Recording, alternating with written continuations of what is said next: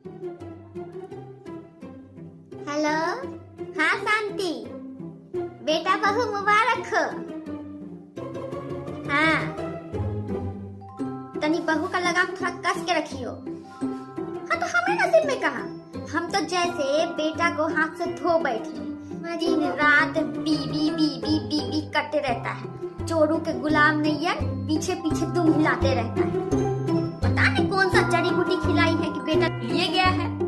हाँ तो और का घर का आधा से ज्यादा काम तो हम ही को संभालना पड़ता है। पता नहीं का देख के शादी जो किया है। जी का मैं आपके लिए चाय लाई हूँ, तो यहाँ धर दो।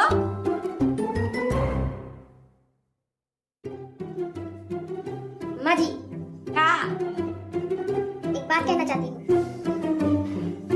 मैंने आपके बेटा को नहीं फंसाया, बल्कि आपके बेटा मुझ पे फिदा हुआ है।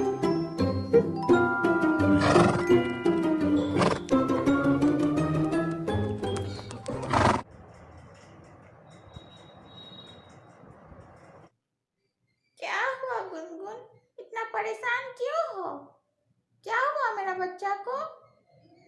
दादी मुझे शिमला जाना है, मेरे सारे फ्रेंड्स जा रहे घूमने के लिए। शिमला? नहीं नहीं नहीं, क्या जरूरत है शिमला जाने का? दादी मैं छोटी थोड़ी ना हूँ, मैं अब बड़ी हो गई हूँ और मैं अकेली थोड़ी ना जाना चाहती हूँ। वैसे एक बार मैं भी शिमला गई थी तुम्हारे दादाजी के साथ, बहुत ही अच्छी जगह है। गए थे ना? अब आपके पोती को मौका मिल रहा है दादी, फिर क्यों रोक रही हैं? ठीक है, मगर दोस्तों के साथ जा रही हो या फिर? दादी फ्रेंड के साथ, सच्ची आपकी कसम। तो मुंह लटका कर क्यों बैठी थी?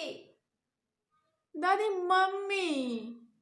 मम्मी ने ना जाने का परमिशन देगी। अच्छा चल, मैं बात करती हूँ, देखती हूँ। बहू। हाँ, चलिए। जी मम्मी जी बोलिए। बहू, गुनगुन शिमला जाना चाहती है। क्या? हरगिज नहीं। क्यों, क्या प्रॉब्लम है? वो अकेले थोड़ी ना जा रही है, वो अपने दोस्तों के साथ जा रही है और मैंने परमिशन दे दी है उसे जाने के लिए। कुछ भी हो मम्मी जी, मैं परमिशन नहीं दे रही हूँ।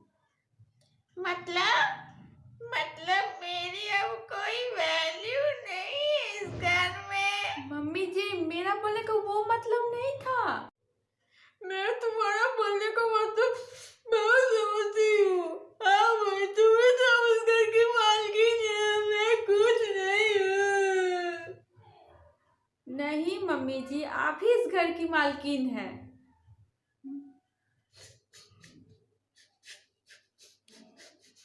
अच्छा मुझसे अगर गलती हुई ठीक है, मैं आपसे माफी मांगती हूँ। आप जो बोलेंगी वही होगा, ठीक? गुनगुन जाएगी।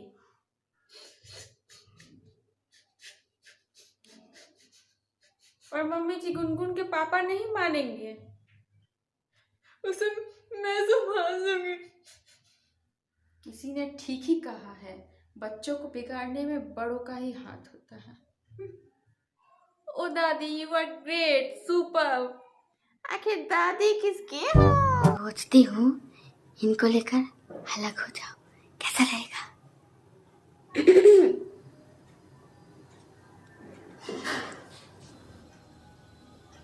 ओह वर्षा, आओ ना, तुम कब आई?